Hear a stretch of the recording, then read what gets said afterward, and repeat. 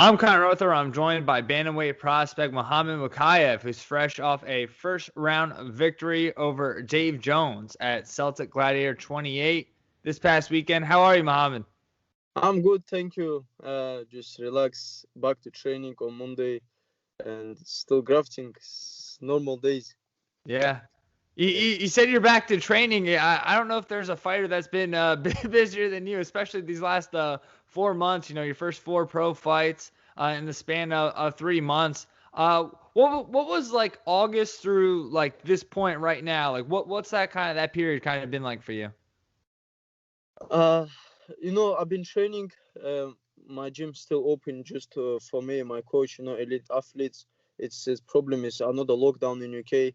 Same, same like April, and it's just the problem with the traveling. Before I travel, I have to do COVID test. When I land to Bahrain, I had to do a COVID test and all this.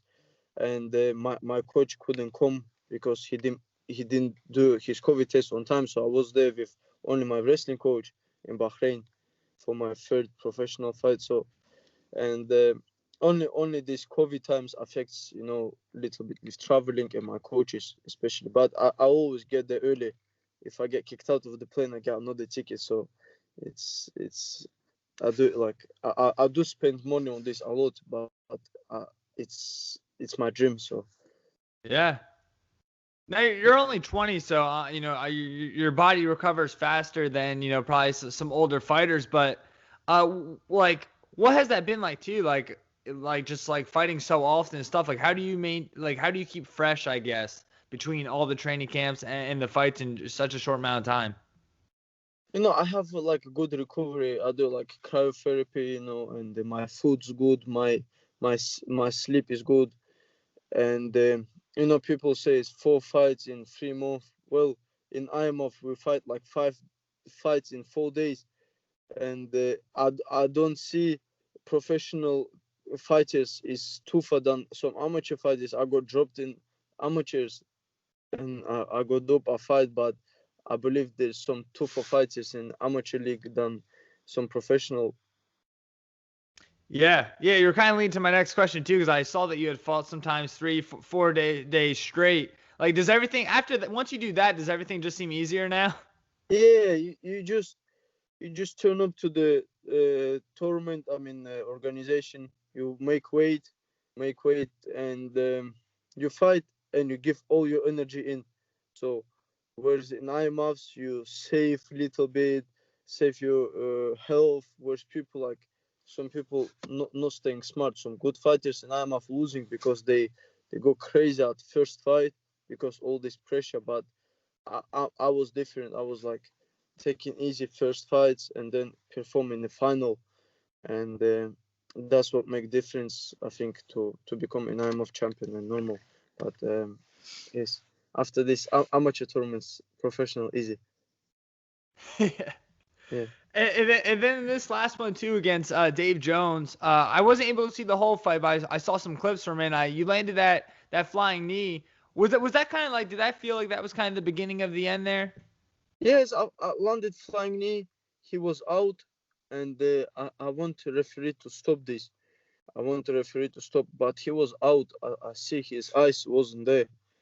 It was just in the air. So I wait a little bit, and then I have to land like one elbow, and then he was like fully out, and the ref still didn't stop the fight.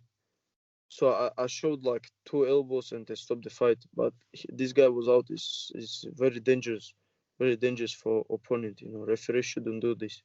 Yeah. Yeah. What was like the venue like too? Because I think it was your post on Instagram of that flying knee, and it just looked like it was like super intimate. Like I mean, it looked like the walls were maybe a couple of feet away from the cage. It was just for fighters, isn't it? One corner man. So one fighter fights, they go home, and then another fights come, they're like in and out, in and out. If Okay.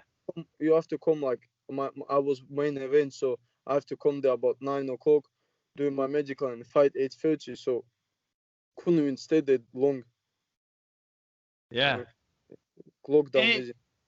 Yeah, and like you fought in like 23 amateur fights, so obviously, you're still young in like your pro career, but I feel like you've seen a lot as far as like MMA goes and competition. Like, what has this kind of period, I guess, since March been like for you? Because, with COVID and everything like that, I mean, Yeah. it's been a very unique time to be an MMA fighter. Yes. Um, you have to love this. It's like if this like COVID gonna affect you. Hey, airports never been closed. Airports still open. So if your flight go cancelled, get another flight in case. Get two flights. It's like if you wanna go there, you're gonna get there. I went to Australia in March when the lockdown about to happen in UK. Australia is like 23 hours like journey, nearly like 24-hour journey. So I still got there.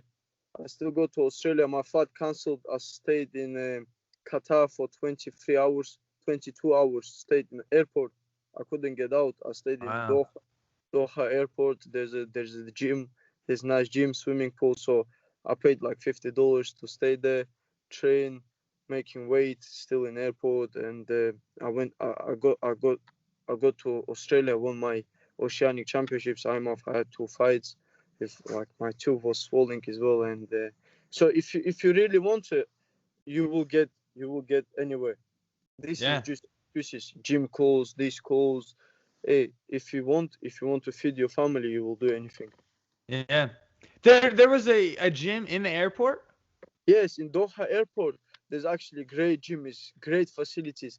So I couldn't even book hotel because to get hotel you have to get out of airport. So I don't have a visa for Qatar. So Ah. because they have a World Cup, football World Cup in 2021, Oh yeah. they built like nice airport. So they have like swimming pool, jacuzzi, gym. Everything was nice. Like I was sitting in jacuzzi and waiting for my flight. So it wasn't too bad. Like yeah. Yeah. That's crazy. You always hear about the different countries that host like the World Cup or like the Olympics too. They always build these like crazy facilities just for that one event, which is always kind of nuts. Yes, it's amazing. It's amazing. It's like London in 2012. It was like nice and like the building Birmingham Commonwealth Games 2022, which I would like to get on if I get my full British passport. Yeah. Yeah. And just to go back a little bit into your career too, I mean, you look at your debut, and I think you'd be a guy that was also making his debut. And then you faced a guy with 10 fights. I think they were all losses, but still, it's a guy with a lot of cage experience. And then I think you'd be another unbeaten prospect. Now another guy who I think was making his debut. Like, how pleased are you with the progression you've made so far? For professional, Yes. yes. Um, First fight I beat Glenn McWay. This guy like talk a lot. Like he say if I couldn't come to IMF tournaments because my country doesn't support this IMF, but if I be there, I would smash all this division. It's just I can't not be there. He was calling me out for like since 2017, and I'm looking at this guy. I'm winning more wrestling matches in around the world. I used to compete a lot of in wrestling than he actually trained. So I knew this in my head. I win like more rest. I've got actually he did wrestling sessions in the gym. You know what I mean? So it's like it's pointless this fight. And then when I got six opponents pulled out on debut on Brave, six opponents they say yes and they say no. They say yes and so I still went to Sweden. There wasn't a direct flight to Sweden, so I went to um, Copenhagen on the flight. I got out the airport. I got on Flixbus, and 11 hours to Stockholm on the bus Wow. overnight. So I came to Sweden. That's when the lockdown happened in that August, and I got there, and then Glenn McWay called me out. So we beat this guy. So we proved that I prove again. So this talk doesn't work. Yeah. And the second fight was in Manchester. I was supposed to fight uh, another guy 2-1. I think he pulled out, so we got another replacement. Like and the third my professional fight, undefeated guy 3-0, Jamie Kelly, like with knockouts, striker. So people say like I'm gonna grapple with him because I'm afraid of striking. So I showed them I can strike with this guy. And this last fight also was like not bad because he took Jamie Kelly down. He fought Jamie Kelly before, so it's like, okay, I'm happy. I'm happy. I've got this time, professional time in cage, elbows, knees, understanding. Yeah. You were saying that before we started recording that you were kind of looking for a step up in competition. What do you kind of have in mind? Basically, there's guy like gonna fight for cage warriors title like Jake Hadley. He called me out a lot. He called me out on social media and everywhere. I told him, hey, let's leave these cage warriors. Leave these cage warriors. Let's fight on Brave. Brave will pay you more. And he said, I'm on contract with Cage Warriors, and I know, I read the contracts. I know on Cage Warriors it says, if someone pays you more than us, we can let you go. So it means Brave will pay more. Come to Brave and fight me. But this Jake Hadley was calling me out for a long time. So then in amateurs, there's a guy called Liam Gittins. He's 5-1 in professional now in Cage Warriors. This guy beat Jake Hadley basically. And then I fight this Liam Gittins on for Tanko belt, and I beat this Liam Gittins. Now he's in Cage Warriors, like 5-1 professional record. Okay. And then he beat Jake Hadley. But I want to explain that these tough guys that think they're tough, they don't want to fight. They want to fight easy. Cage Warriors, these shows. If you want to come out of UK to go to UFC, you have to fight me in this weight category. You cannot go to Cage Warriors, take a belt against nobody, and go to UFC. To be in UFC, you have to be number one in UK, I believe. Yeah. It's funny you mentioned Jake. I actually interviewed him maybe 2-3 months ago, and he actually talked a lot about that contract. But yeah, I mean that'd be a great fight. I mean, like, now, when was the last time you guys kind of like talked? Like, are those more like recent kind of discussions you guys have had, or was this a little while ago? No, a while ago. After my third fight, there was a show. 12th of November, there was a show in Bahrain. There was a show. So I told him, listen, after my debut, 1st of October, there was enough 6 weeks to come over, and they pay for him to come and fight me. I told him, there's a date, let's fight. I told him, I sign any contract. He's 6, I sign anything, but he don't come. He say he's on a contract. So why would you go to UFC if you don't want to competition outside the UFC? You know what I mean? Yeah, for sure. So, but I believe maybe UFC signed him after this fight, but he doesn't deserve. Yeah. And we're talking a lot about kind of progression here and all that. When would you ideally? When would you like to be back? Who, me? Yeah, like when would you like to have that fifth pro fight? February flyweight. I'm going back to flyweight because these guys thinking they're taking up the rankings and they forget I'm only cutting like 3-4 kilograms for bantamweight. I'm not even cutting much. I'm cutting 3-4 kilogram bantamweight, and my fight was 64 kilogram last fight. I just turn up make weight. I'm always on the weight because I train hard, and my third professional fight in Bahrain was 59 kilogram catch weight. So I can make flyweight, and I want to show that I'm gonna take over these rankings because I haven't been flyweight for a long time, and these young, I don't know who are they're catching up with the rankings. I don't believe these rankings, and so when the UFC look at the rankings, they see the real deal. Yeah, for sure. Yeah. And I can see just through Instagram and even just talking to you now, there's obviously like a self-confidence there, and I saw on Instagram you actually posted too that, you believe that, you're the best in the world. So did you get to see this flyweight fight from this past weekend? And if so, what'd you kind of make of it? Which fight? The Figueiredo Perez fight, UFC flyweight title. My boxing coach, Johnny, about this flying knee. He said you're gonna catch me with this flying knee, and he always predicts my fight. He always predicts my fight. I don't know how. He's very smart. His Puerto Rican coach actually is the same. Puerto Rican isn't a bantamweight champion. Yes. What was that? Hey, you You cut know, out a little bit there. you know Peter Yan, UFC Oh bantamweight. yes, yeah. Yeah, we got same boxing coach, Johnny. Okay. So yeah, so he predicted the last fight about the flying knee, and he predicts every fight, and he's like very smart with decisions. And my coach Dean Garnett, these two coaches combined is like another level.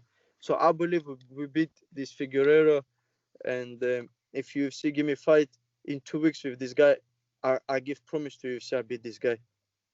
Like I will finish. I would give this finish my career if I wouldn't beat this guy. Wow. Yeah.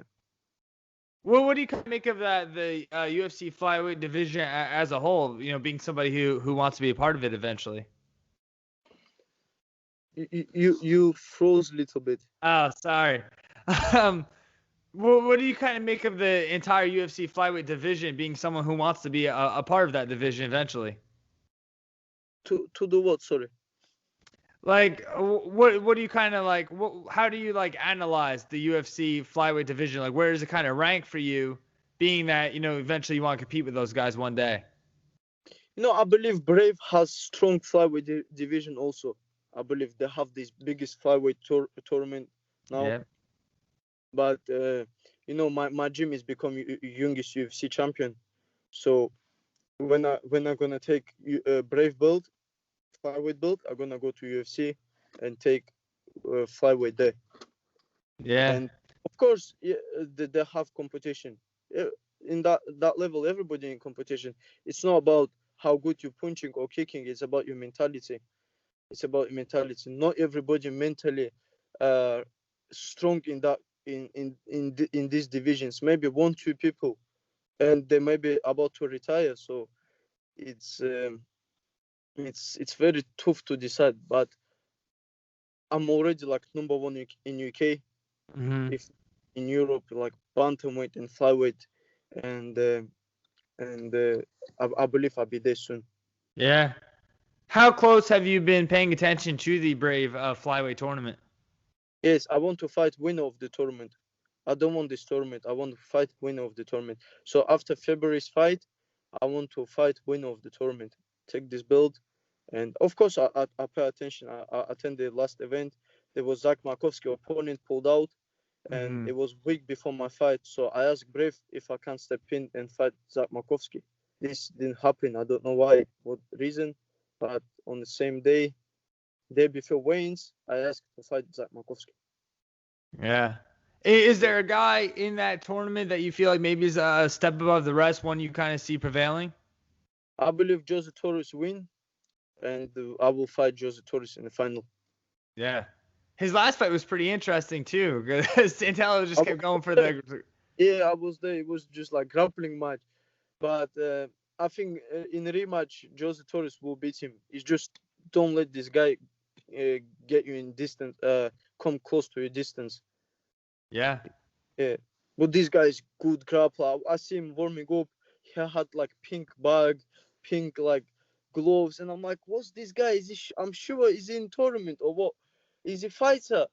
And then he showed like good performance, and I followed this guy on Instagram, and I'm like, I like this guy. Yeah. Yeah, Santella's interesting because he's actually I grew up like right around where he grew up, so I was always pretty familiar with him.